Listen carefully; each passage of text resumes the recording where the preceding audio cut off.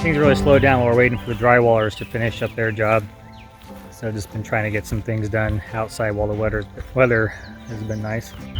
Got some sort of issue with the backhoe where it's, I thought it was a hydraulic issue. Now I'm thinking it's an electrical issue where it's not putting it into drive.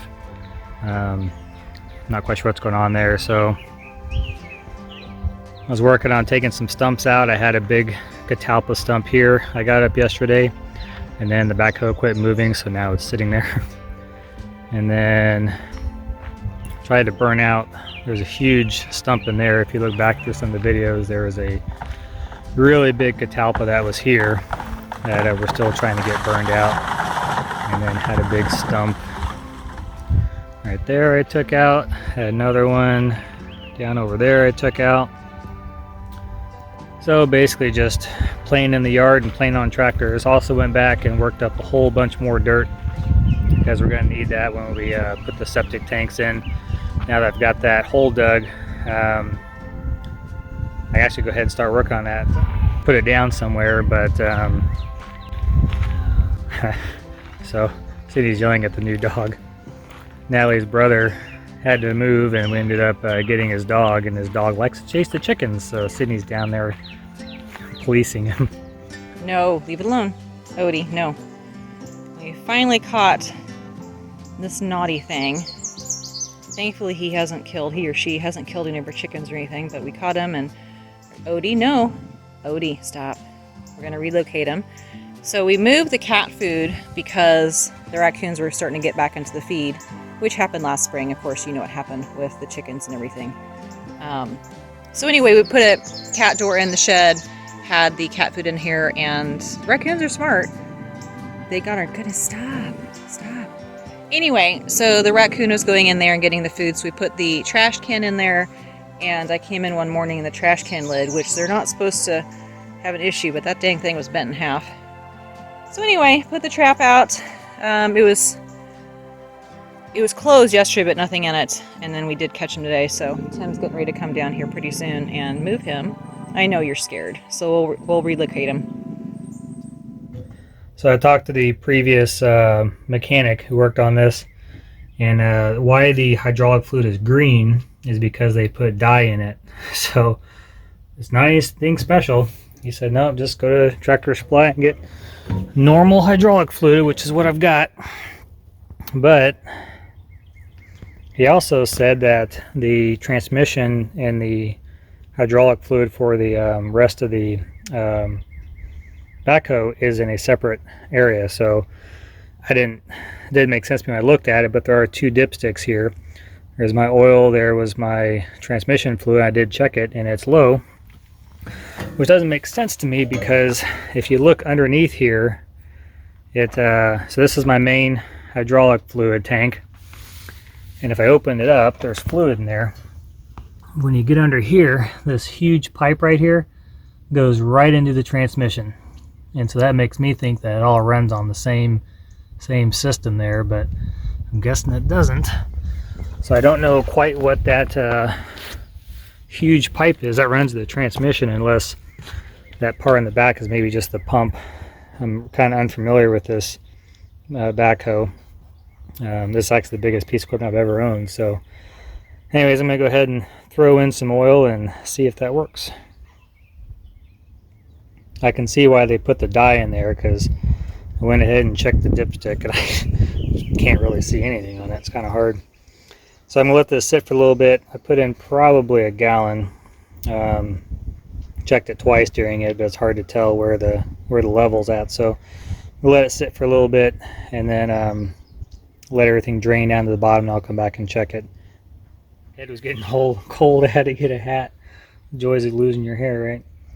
So went ahead and took off the side panel here while I'm waiting for that hydraulic fluid to drain down so I can check it. I'm gonna go ahead and clean my cover, or clean my air filter there.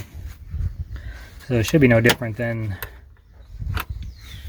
with my skid steer.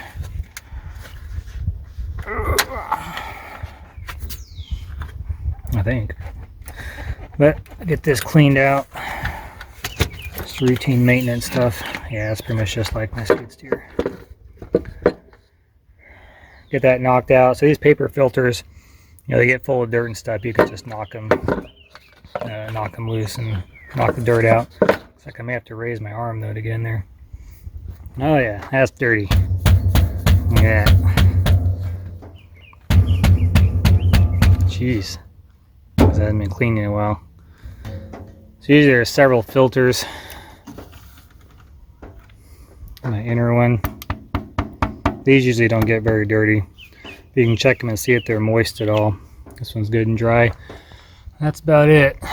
So this one's fine. I did see some dust coming off there. So maybe go ahead and knock that one out too. But definitely clean this guy out. Holy cow, that's bad.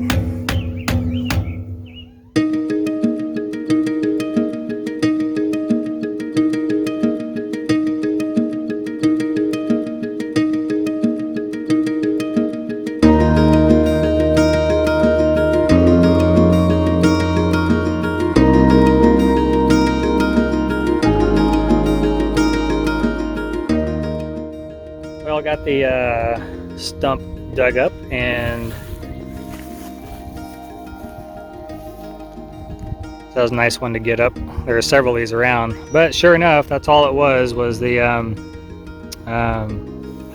filling up the wrong tank. So that's a weird looking mushroom or snail. It's a snail.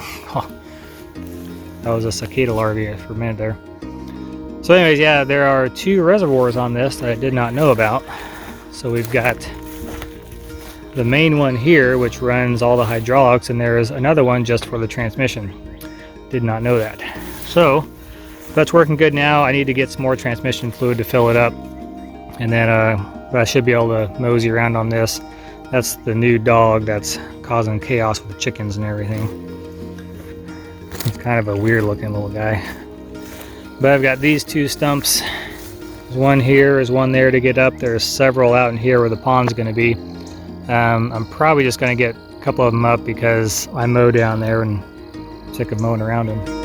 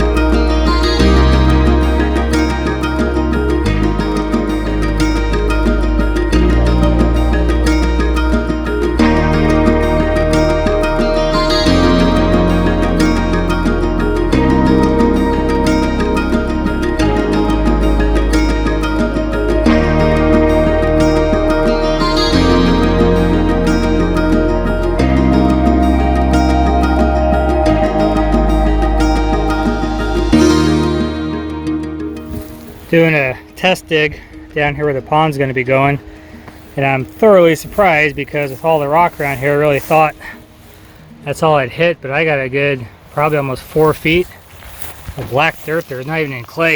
If you look here, see the water just flowing in there. So we have all these natural, well, the water just pops up all over the place out here, but there's one right there just flowing out. Like on that side too. So that's awesome. Quite cool. So this pond should never go dry. And I'm so glad that I've got that much depth. I really thought that I was only going to be able to go down, you know, a foot or so, because you get up into this area right about in there, and it's all just the rocks around the surface. So I might be able to get a good depth out here, because where the house is, about where the elevation is right here, is where I'm going to build a dike across, and then use a lot of that rock I've got over there. So that ought to make this a good, probably close to 10 feet deep, I guess. That'll be a nice pond once we get it built. Bailey, look at you. Look at you. In our last house, you never got muddy or dirty, did you? And now you're just always in the mud all the time. She came back last night, she had mud. Oh, I'm sure. This is why we can't have nice things. This is why the garage looks the way it does.